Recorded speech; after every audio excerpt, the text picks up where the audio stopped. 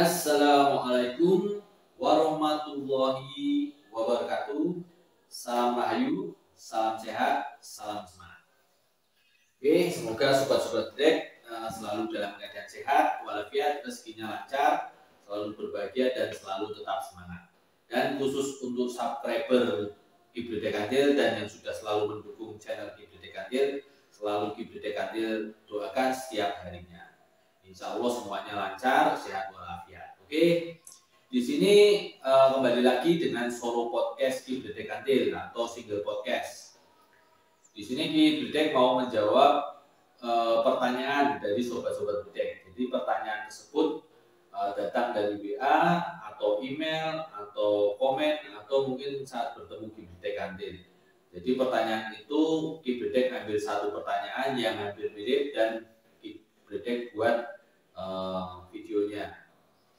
Oke, pertanyaan yang mau Kibrit bahas di sini adalah tentang kebangkitan spiritual.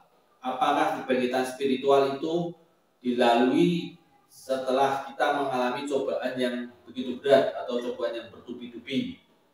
Dan kenapa? Kenapa begitu? Oke, di sini akan Kibrit jawab sesuai kapasitas dari Kibrit Kantil. Kapasitas keilmuan Kibrit Kantil ya, sesuai. Oke, menurut Kibrit Kantil, kebangkitan spiritual itu memang akan bangkit, spiritual tersebut akan bangkit setelah kita mengalami kejadian atau cobaan yang benar-benar dahsyat lah. Kita bilang benar-benar dahsyat. Cobaan tersebut dahsyat itu kan kita tidak bisa melihat secara zahirnya. Cobaan tersebut itu sebetulnya intinya pada dirasa, diroso, ning roso.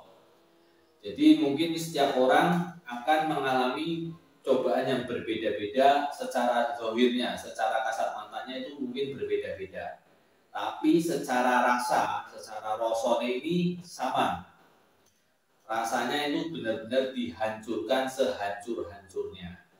Dan orang yang bisa bangkit spiritualnya, secara spiritualnya bangkit, itu berarti orang tersebut sudah bisa mendapatkan hidayah, mendapatkan petunjuk, dan bisa dekat dengan Sang Pencipta, dengan Allah Subhanahu wa Ta'ala. Kenapa? Jadi di saat kita mengalami cobaan yang sangat berat secara rasa ya, ini Kibrit jelaskan dulu kenapa secara rasa kok bukan secara zahirnya. Zahir itu yang kita lihat. Jadi setiap orang kan mungkin ada yang secara ekonomi kuat, terus ada yang biasa, ada yang sedang, ada yang kurang dan sebagainya ya. Jadi mungkin kita bicara tentang mata uang. Ada yang menganggap 100.000 itu besar, ada yang menganggap 100.000 itu kecil, ada yang menganggap 1 juta besar, ada yang menganggap 1 juta kecil dan seterusnya. Mungkin ada yang menganggap 1 miliar itu kecil, ada yang menganggap 1 miliar itu besar sekali. Tapi bukan di situ inti dari cobaan tersebut. Cobaan tersebut adalah di saat semuanya itu memungsuhi kita. Jadi perasaan dari diri kita memang benar-benar melihat kalau hampir seluruh alam semesta ini memungsuhi kita. Kenapa? Mungkin usaha kita lagi tidak bagus, langsung drop-dropnya. Orang-orang sudah mulai memusuhi kita, membuli kita, mencaci kita. Orang terdekat pun, yang ini yang membuat sangat drop ya. Orang terdekat yang kita rasa bisa mensupport kita, bisa membantu kita atau peduli terhadap kita, itu ternyata juga mulai menjauhi diri kita, mulai memusuhi kita, mulai mencaci, menghujat dan sebagainya. Jadi pada saat itu perasaan kita itu hancur, hampir tidak ada siapapun yang peduli terhadap kita. Mungkin hanya 1 atau 2 orang yang peduli. Itu mungkin orang yang sangat dekat, yaitu mungkin ibu yang melahirkan kita. Mungkin itu saja.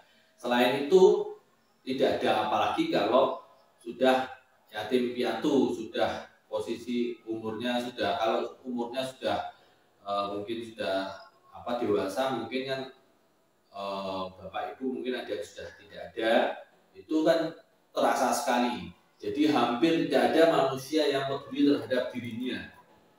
Kenapa dibuat semacam itu?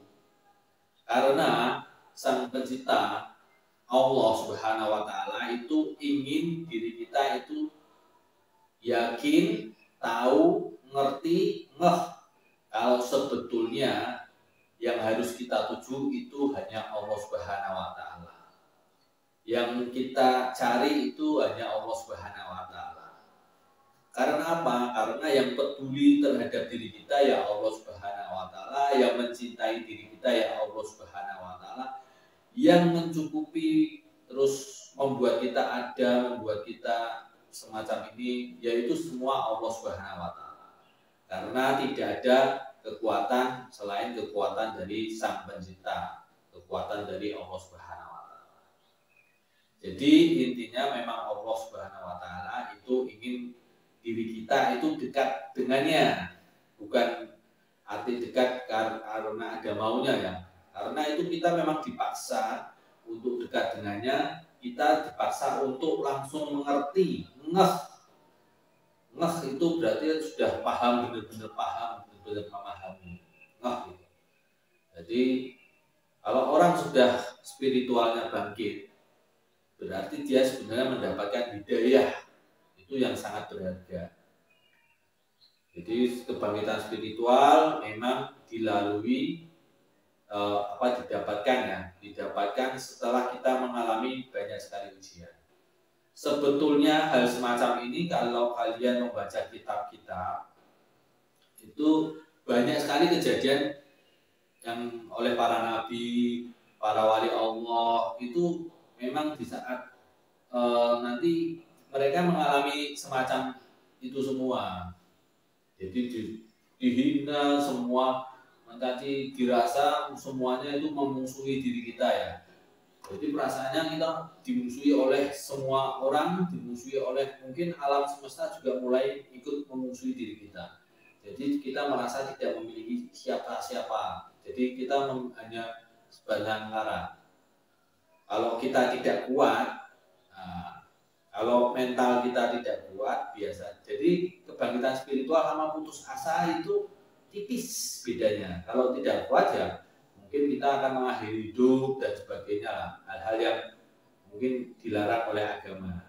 Namun kalau kita kuat dan mendapatkan hidayah, kita akan menyadari tentang Sang Maha Esa, Sang Kuasa, Sang Pencipta. Kita akan benar-benar sadar, kita akan menemukan Dia, Sang Maha Esa itu, Dia akan merangkul kita dan kita akan bisa dibilang makrifat, kita akan ngeh. Dan disitulah kebangkitan spiritual. Setelah kita mengalami kebangkitan spiritual, maka diri kita akan berjalan di alam semesta ini, di muka bumi ini dengan ringan. Karena kita sudah sadar, sudah ngerti, sudah ngeh. Apapun yang terjadi itu sesuai kehendak Sang Kuasa, kehendak Sang Pencipta. Oke, Sobat Bedek, mungkin ini bisa menjawab kenapa kebangkitan spiritual itu didapatkan ya. Kebangkitan spiritual itu didapatkan setelah kita melalui cobaan yang sangat hebat, cobaan yang bertubi-tubi, terutama di rasa ya, di rasa. Jadi memang secara zahirnya beda-beda. Ada yang mungkin gini, orang lain lihatnya biasa dan sebagainya. Tapi itu adanya dirasa. Kalau zahir memang beda-beda. Setiap orang mendapatkan cobaan yang berbeda-beda. Tapi dirasa itu sama. Semua orang yang akan mengalami kebangkitan spiritual pasti merasakan hal yang sama, tidak jauh beda, pasti. Oke, Sobat Bedek, semoga ini bisa menjawab. Dan mungkin kalau ada Sobat Bedek yang sedang dalam fase mendapatkan ujian dan cobaan, bersabarlah. Insya Allah kalian akan mendapatkan hidayah dan spiritual kalian akan bangkit dan mendapatkan kebangkitan spiritual.